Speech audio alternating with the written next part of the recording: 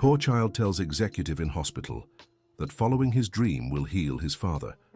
Michael Anderson was in the hallway of Mercy General Hospital when he felt a light touch on his arm.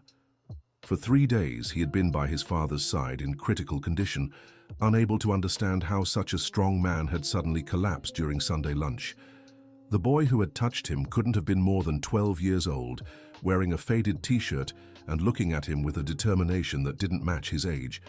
"You're Mr. Richard's son from room 314, right?" the boy asked. Michael stopped walking. How did this child know who his father was? "Your father will only get better when you follow his dream, not yours," the boy said with a firmness that left the businessman unsettled. "Who are you? What are you doing here?" Michael reacted irritably, looking around to see if there was someone responsible for the child. "My name is Tyler. I live nearby and come to visit my mom often. She works in cleaning, but now she's admitted on the 3rd floor," the boy explained without hesitation. "I hear a lot walking through these halls." Michael shook his head, ready to walk away, but Tyler kept talking. "Your father mumbles when he has a fever. He talks about a project, about kids learning, about a place he wanted to build but never could." The businessman froze in the middle of the hallway. Over the last few days, the few times his father had shown signs of consciousness, he had indeed muttered words Michael couldn't fully understand. "You don't know anything, kid. My father has a serious infection. That's for doctors to handle, not for—" Michael gestured vaguely toward Tyler. "For poor people like me?" the boy finished without bitterness, just stating a fact. "Maybe, but I know something you don't." Michael sighed, checking the time on his expensive watch. He had an important meeting in 2 hours and still needed to stop by the office. "Look, kid, Tyler, I know you want to help, but there's nothing you can do. My father is getting the best medical care. Now I have to go. I have commitments." The boy nodded but didn't move. "I know where your father hid the project papers," he said quickly before Michael could walk away. "I found them when I was cleaning his room yesterday. Nurse Nancy lets me help sometimes." Michael turned slowly. Tyler pulled a crumpled, yellowed paper from his pocket. This is what he was holding when he got here.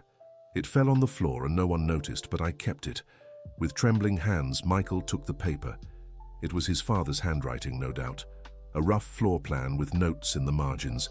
Computer lab, woodworking workshop, community library. "Where did you get this?" Michael asked, feeling a tightness in his chest. "It was in his shirt pocket. He must have put it there before he got sick," Tyler explained. "But there's more. If you really want to know what your father dreamed of, you can come with me tomorrow." Michael looked at the paper again. He vaguely recognized those sketches. His father had tried to talk about it years ago, but he always changed the subject, focused on the family business. "I don't have time for this, Tyler. I have a company to run." "I know. Everyone here knows who you are. My mom used to talk about Anderson Enterprises before she got sick. She said your father was a good man, different from—" Tyler stopped, realizing he was about to say something inappropriate. "Different from who?" "Nothing, never mind. I've said too much." Dear listener, if you're enjoying the story, take a moment to like and especially subscribe to the channel. It helps us a lot as we're just starting out. Now, continuing. Michael felt his face grow hot. He knew exactly what the boy was going to say. People in the area had very clear opinions about him and his way of running the business. His father had always been respected and loved in the community, while he was seen as the ambitious son who only cared about profit. "Listen here, kid." "Tyler," the boy corrected again, patiently. "Tyler, I don't know what kind of game you're playing, but I'm not falling for it. If you want money, just say so." The boy shook his head with a look of disappointment that inexplicably made Michael feel bad. "I don't want your money. I want your father to get better. He's a good person and doesn't deserve to suffer because of unfulfilled dreams." "Dreams don't cause illness," Michael retorted, but his voice came out less convincing than he intended. "Yes, they do. My mother always said we get sick when we carry too much weight in our hearts. Your father carries the weight of wanting to do good and never succeeding." Michael stuffed the paper in his pocket and walked away without another word. But throughout the meeting he had that afternoon, he couldn't focus properly. The boy's words echoed in his mind, mixed with vague memories of conversations with his father that he had always ignored. When he returned to Mercy General Hospital at the end of the day, he found Tyler sitting in the same hallway, reading an old, worn-out book. "You're still here. I always stay until 9. Then I go home," Tyler replied, closing the book. "How was the meeting?" "How do you know I had a meeting?" "You said you had commitments, and you have the same look of someone who couldn't concentrate." Michael was surprised by the boy's perception. It was true. The meeting had been a disaster. He'd made basic mistakes, forgotten important details, and irritated the partners with his lack of focus. "You said you knew more about my father's project?" Tyler nodded and stood up, tucking the book into a tattered backpack. "I can show you tomorrow morning, but it has to be early, before visiting hours start." "Why are you so eager to show me this, Joe?" The boy hesitated for a moment, as if deciding how much of the truth to reveal. "Because your father helped me once. When my mother got sick and lost her job, he showed up at our house with medicine and money for rent, said it wasn't charity, that it was an investment in the future." Michael felt a lump in his throat. He'd never heard about this. "My father did that?" "Yes, and not just for me. There were plenty of people he helped without anyone knowing. That's why I want to repay him. If I can make you understand his dream, maybe he'll have a reason to get better." That night, Michael barely slept. He kept thinking about Tyler, his hospitalized father, and the crumpled paper he'd tucked into his nightstand drawer. When he finally dozed off, he dreamed of his younger father trying to explain something he'd refused to listen to. The next morning, he arrived at the hospital earlier than usual. Tyler was already there, speaking softly with an elderly nurse with grey hair. "Mrs. Nancy, this is Michael, Mr. Richards' son," Tyler introduced them. The nurse looked at Michael with a serious expression. "Your father is a special man, young man. In the few moments he's conscious, all he talks about is helping people.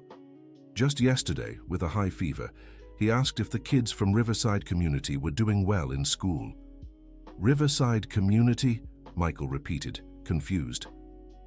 "The neighborhood past the overpass," Tyler explained.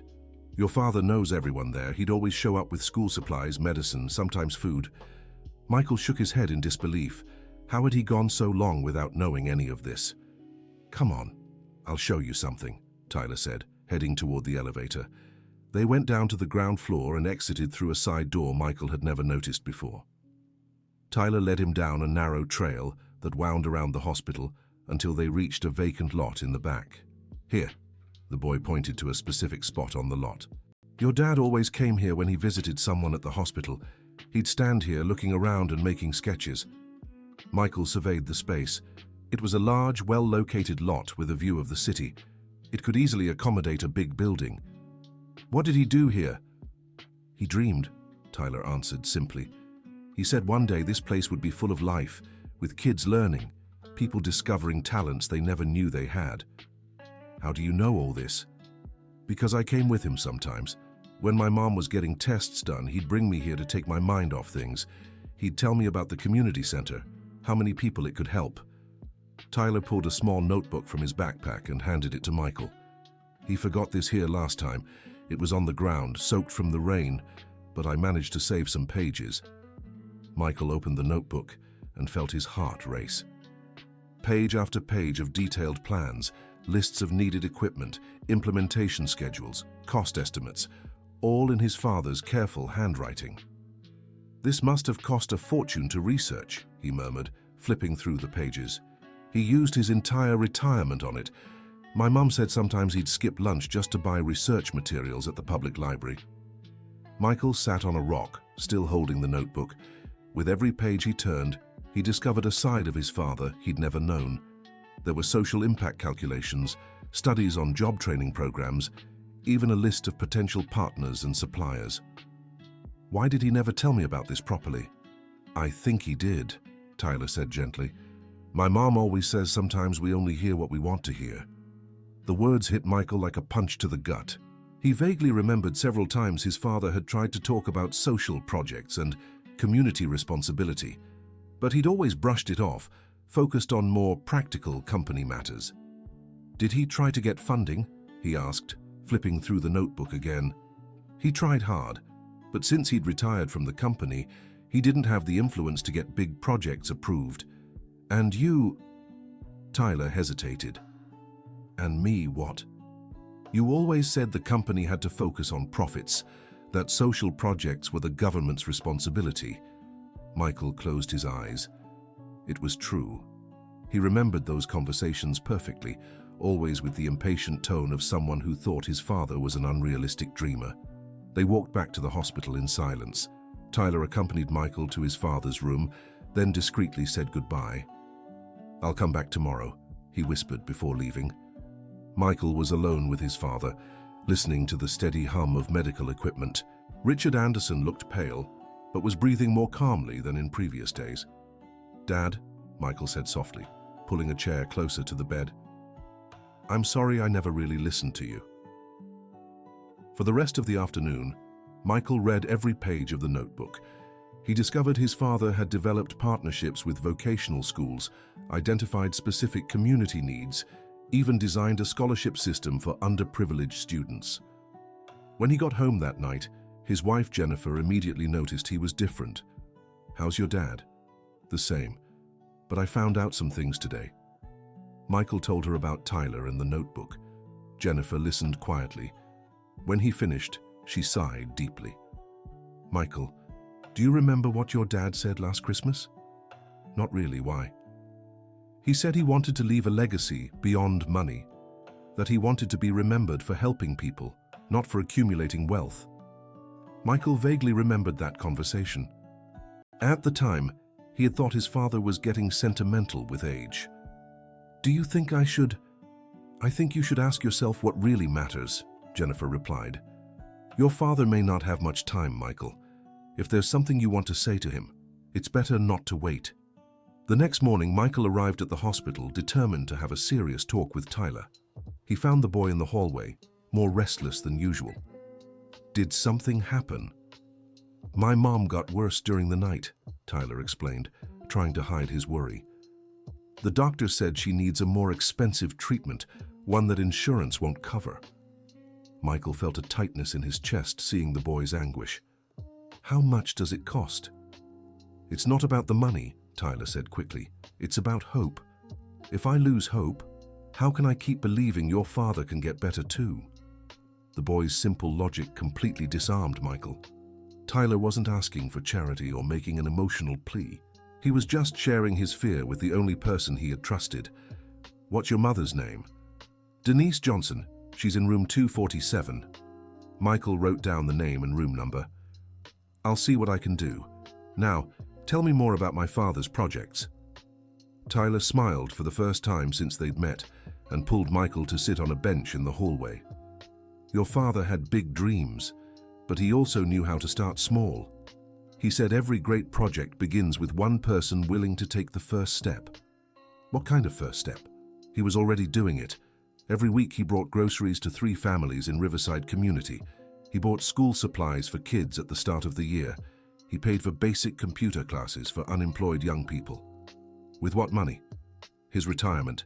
And when that wasn't enough, he sold things from home. My mom once saw him selling an old watch just to buy school uniforms for Mrs. Betty's kids." Michael remembered the watch. It was an heirloom from his grandfather, something his father had always treasured. He had thought it was stolen. "He never told me any of this, because he knew you'd try to stop him. You always said family money was for family, not strangers." The truth stung, but Michael couldn't deny it. He had said that many times whenever his father suggested helping the community. "Tyler, can I ask you an honest question?" "Sure." "Why are you doing this?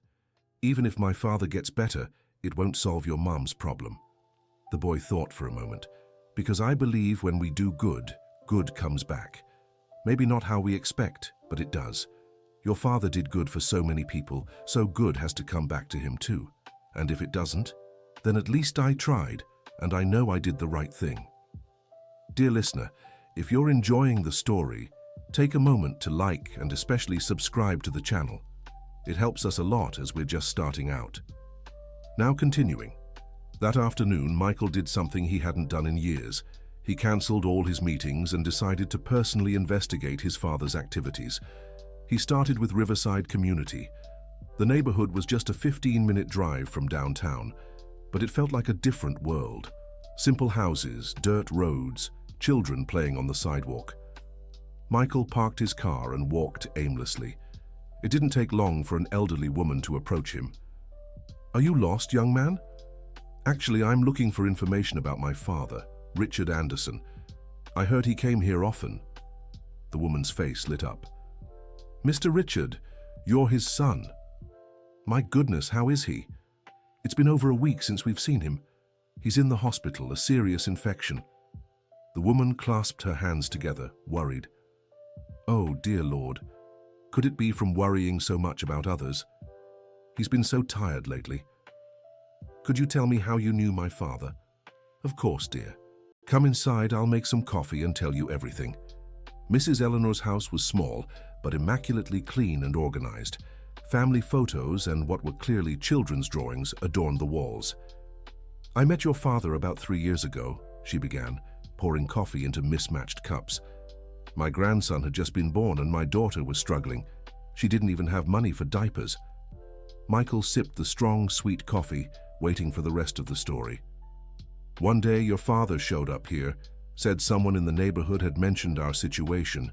He brought a pack of diapers, some powdered milk, and asked if we needed anything else." "And then?" "Then he kept coming back. Not every week, but whenever he could. He brought practical things, medicine when someone got sick, school supplies, sometimes food. But the most important thing was the conversation." "Conversation?" "He always asked about our dreams. Wanted to know if the kids were doing well in school, if the young people had plans for the future. He said everyone had talent, they just needed the opportunity to discover it." Mrs. Eleanor stood up and went to fetch something from a drawer. "Look at this."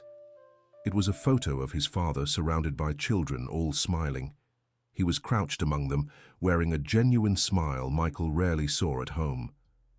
"When was this taken?" "Last month, the day he brought the computers." "Computers? Oh, you didn't know. Your father got 4 used computers and set up a makeshift computer lab in the community center. He hired a young man to teach the kids basic skills." Michael fell silent. He hadn't known any of this. "He talked about you a lot," Mrs. Eleanor continued, "said his son was so sharp with business, but that one day you'd understand true success was seeing people grow." "He said that?" "Many times, always with such pride in his voice. He said you just needed time to realize there's something more important than money." Michael said goodbye to Mrs. Eleanor and decided to walk around the community. With every person he met, he heard a different story about his father's generosity.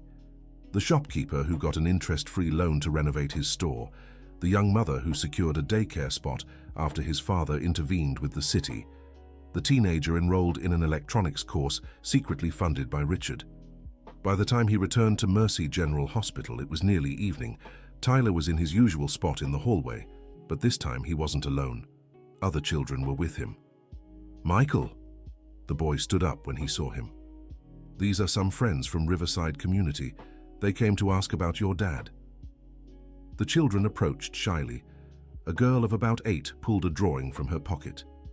"I made this for Mr. Anderson," she whispered, handing him the paper. It was a colorful drawing of a tall man surrounded by small houses and smiling people. At the top, carefully written, were the words, "Thank you for teaching me I can be anything." "What's your name?" Michael asked, crouching to her level. "Olivia. Your father gave me books and said I could be a writer if I wanted. Now I'm writing stories." An older boy stepped forward. "Your dad taught me how to fix computers. Now I help in the computer lab and even earn a little money repairing neighbors' devices. What's your name?" "Ethan. Your father said I had a knack for technology and that one day I could have my own business." One by one, the children shared their stories. Michael was moved, realizing just how deeply his father had touched each of their lives, in such specific, personal ways. "We want to say a prayer for him to get better," said Olivia. Tyler told us you might help make your Richard's dream come true. Is that true? Michael looked at Tyler, who nodded encouragingly. I'm not sure yet, but I'm learning about this dream. If you need help, we'll help, said Ethan. We know a lot of people who want to repay your father's kindness. After the children said goodbye, Michael and Tyler were left alone in the hallway. Did they come on their own? They did. When they heard your father was sick, they wanted to do something. They don't have money to contribute, but they have plenty of heart and energy. Tyler, I need to tell you something. Today I went to Riverside Community. The boy smiled. And? What did you think? I was impressed. My father really made a difference in those people's lives. He did. And he could do so much more if his project gets off the ground. Michael sighed deeply. But it's a huge investment. We'd need to buy the land, construct the building, equip the rooms, hire teachers. We're talking hundreds of thousands of dollars. Your father wasn't planning to do it all at once, Tyler explained. He had a step-by-step plan. Start with the basics and grow as resources came in. How do you know? Because he showed me. He said the important thing was to start, even if small. The rest would happen naturally. Tyler pulled a folded paper from his pocket. This is the priority list he made. First a community library, then the computer lab, then the vocational workshops. Michael took the list and read it carefully. It was a sensible, feasible plan, broken into stages that could be implemented over 2 or 3 years. How much did he estimate for the first stage? $15,000 to set up the library and start the basic computer lab. Michael did some quick math. It was the same amount the company spent on a single holiday party. Tyler, can I make you an offer? What offer? If my father recovers, I promise to implement at least the first stage of his project, and if he doesn't, I'll do it anyway, as a tribute. The boy's eyes filled with tears. Really? Really? But I need something from you in return. What? I want you to help me understand exactly how my father envisioned every detail of this project. I need to meet the people involved, understand the community's real needs. Tyler smiled and held out his hand. Deal. When do we start? Tomorrow. But first I need to take care of something. Michael went to the information desk and asked to speak to the doctor overseeing Denise Johnson's case. After explaining he was a family acquaintance, he got permission to discuss her treatment. The doctor explained Denise needed a specific procedure costing about $8,000. Her insurance only covered part of it. Doctor, what happens if she doesn't get the procedure? She'll keep having pain episodes and could develop more serious complications. It's not immediately life-threatening, but it would greatly reduce her quality of life. Michael nodded and asked for a detailed cost breakdown. 15 minutes later, he was at the hospital's finance desk, paying for Denise's treatment in full. When he returned to the hallway, he found Tyler talking to Nurse Nancy. Tyler, I need to talk to you. Did something happen? Your mother's having the procedure next week. It's all paid for. The boy was speechless for a few seconds. But how? Why? Because my father was right. This is how things work. When someone does good, the good keeps going around. Tyler hugged Michael, crying quietly. Thank you. Thank you so much. Don't thank me. Thank my father when he gets better. That night, Michael returned home with a different feeling in his chest. For the first time in a long while, he felt he had done something truly important. How was your day? Jennifer asked. Enlightening, Michael replied, sharing his discoveries in Riverside Community and his decision to help Tyler's mother. I'm proud of you, she said, kissing her husband's cheek. Your father would be happy to know this. I hope he gets the chance to find out. The next morning, Michael woke to a call from the hospital. Richard had shown significant improvement overnight and was now conscious, asking to speak to his son. Michael arrived at Mercy General Hospital in record time. Tyler was already there, a huge smile on his face. He's awake, and he asked for you. In the room, Richard was sitting up in bed, still pale but with alert eyes. He smiled when he saw his son enter. Michael, it's so good to see you. Dad, how are you feeling? Better. Much better. I had some strange dreams. Or maybe they weren't dreams. It felt like you were finally really listening to me. Michael pulled a chair close to the bed and took his father's hand. "Dad, I need to apologize. All these years I never truly understood what you were trying to teach me." "What are you talking about, son?" "Your project, the community center. Everything you did for Riverside Community." Richard's eyes widened in surprise. "How did you find out?" "Tyler told me, and I went to see for myself." His father glanced at Tyler, who stood respectfully near the door. "That boy is special. He helped me so much when I was confused from the fever. He helped me too, helped me see that you were right all along." "Right about what?" "About what really matters in life, about leaving a legacy that goes beyond money." Richard squeezed his son's hand tighter. "Michael, you don't have to change your whole life for my sake.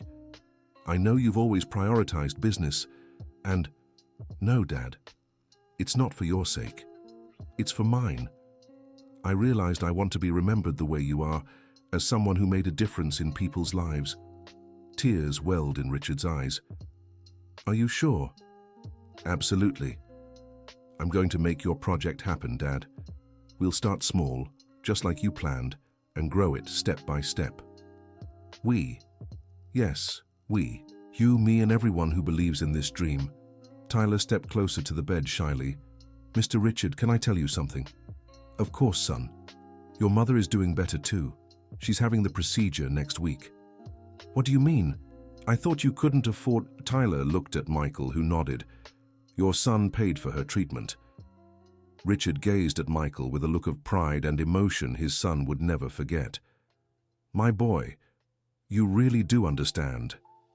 Dear listener, if you're enjoying the story, don't forget to like and especially subscribe to the channel. It helps us so much as we're just starting out. Now, continuing.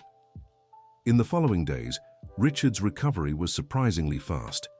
The doctors couldn't fully explain the improvement, but Michael had his own theories about the power of renewed hope. Tyler became a constant visitor in the room, helping refine the project plans with Richard and Michael. The boy had a practical understanding of the community's needs that perfectly complemented Richard's vision and Michael's ability to make things happen. "The first thing we need to do is pick a location," Richard said during one planning session. "That lot behind the hospital would be perfect, but it must be expensive. Actually, Dad, I found out the land belongs to the city. We might be able to get it for a social project." "Really? How did you find that out?" "I did some digging. I spoke with Councilman Robert, who has known our family for years. He said he can help with the paperwork." Tyler smiled. "Mr. Richard always said that when the cause is good, doors open." "And he was right," Michael agreed. "I also spoke with the director of the State Technical School. They're willing to provide volunteer teachers for the vocational workshops." Richard shook his head in amazement. "In 1 week, you've gotten more support than I have in years." "That's because now I have something you didn't have before: business credibility and your community experience working together." "And a special helper," Richard added, smiling at Tyler.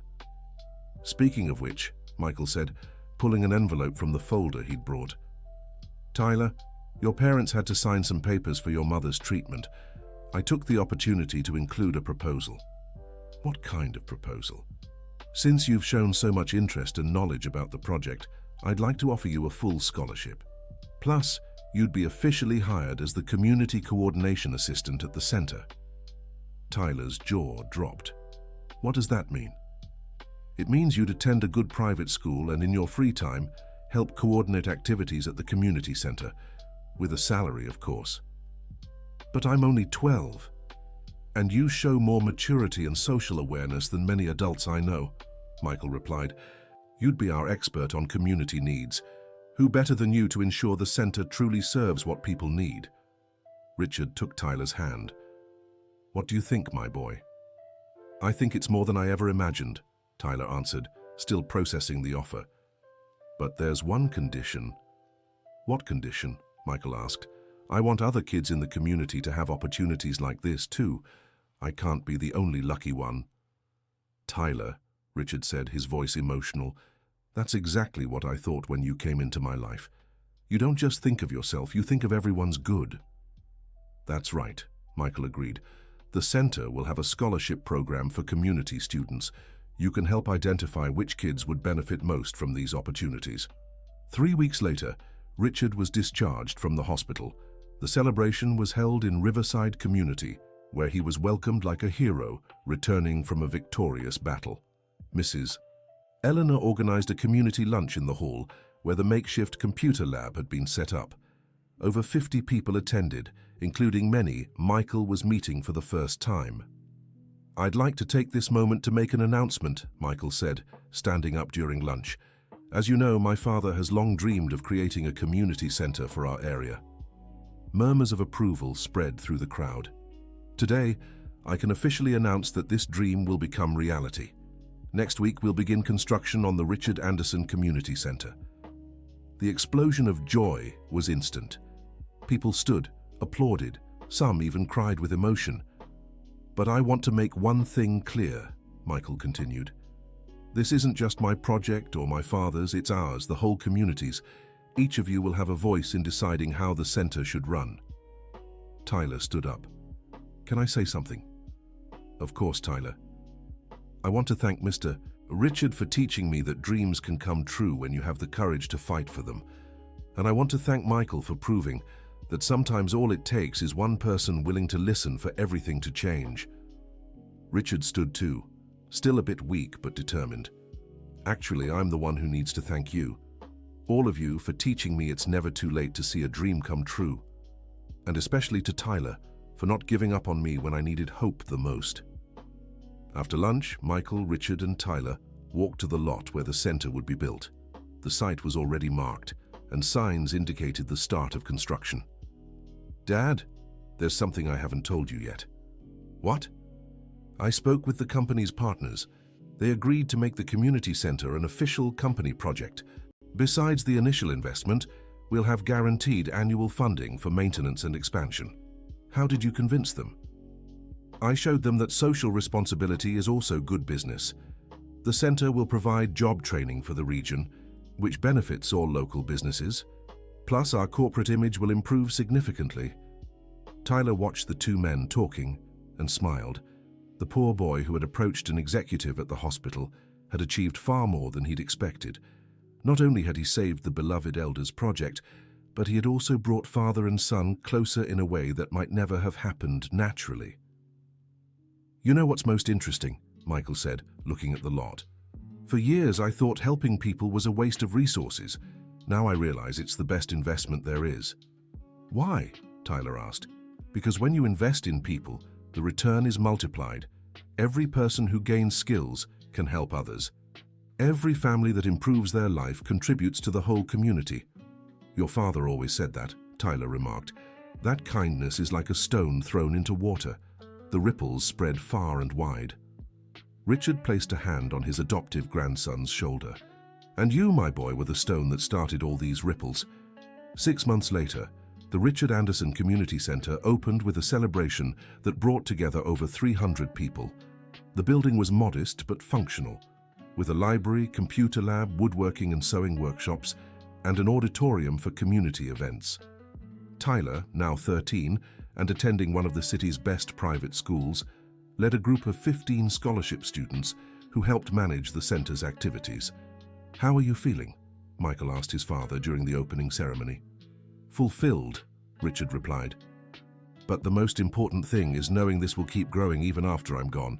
"Don't talk like that, Dad. It's not pessimism, son, it's peace.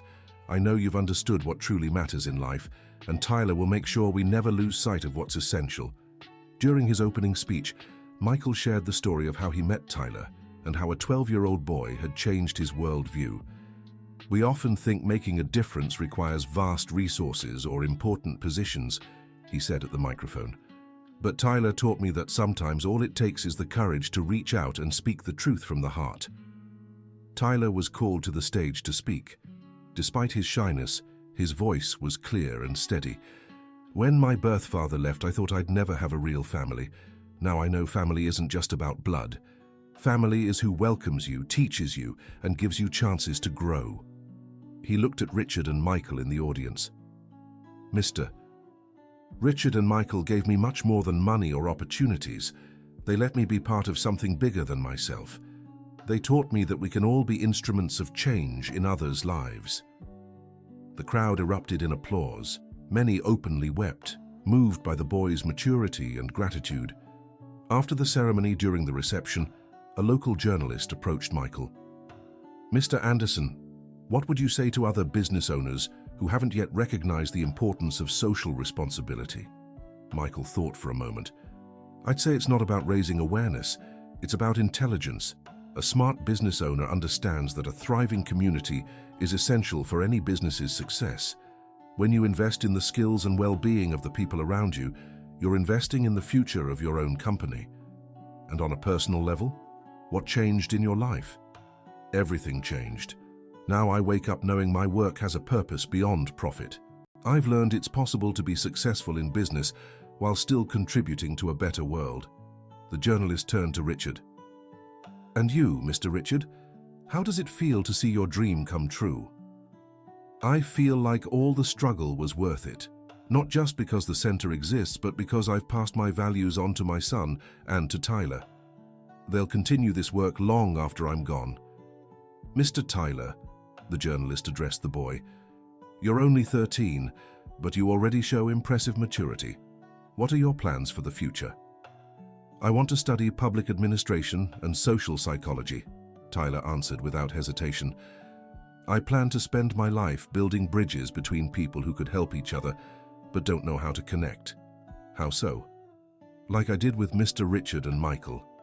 They had everything to be perfect partners, but were so focused on different things they couldn't see it. I think there are many situations like that in the world. Good people on one side, real needs on the other, and all that's missing is someone to make the connection." A year later, the community center had become a regional model for social projects. Tyler, now 14, had been invited to speak at seminars on youth and social change. Michael's business was thriving like never before, attracting clients and partners who valued its new corporate responsibility philosophy. At 72, Richard divided his time between the center's woodworking shop and the financial literacy classes he had started teaching for young entrepreneurs. "You know what amazes me the most?" Jennifer said to her husband during a family dinner that now included Tyler as an official member. "It's how perfectly the three of you complement each other. Richard has wisdom and experience. You have resources and drive, and Tyler has vision and community connections. It's like we were puzzle pieces that finally fit together," Michael agreed. "No wonder it worked," Tyler added. "When everyone brings their best, failure isn't an option." Richard smiled, looking at the family that had formed in such an unlikely way. "Do you know the best part of all this?" "What?" the other three asked in unison. "Now I'm certain this work will continue for generations. Michael will teach his future children, Tyler will teach his, and so on. What began as an old man's dream has become an everlasting legacy." "Speaking of the future," Tyler said, pulling a paper from his backpack, "I have a proposal for you." "What proposal?" Michael asked, curious. "How about creating a network of community centers? I've been getting letters from other towns asking for help to start similar projects.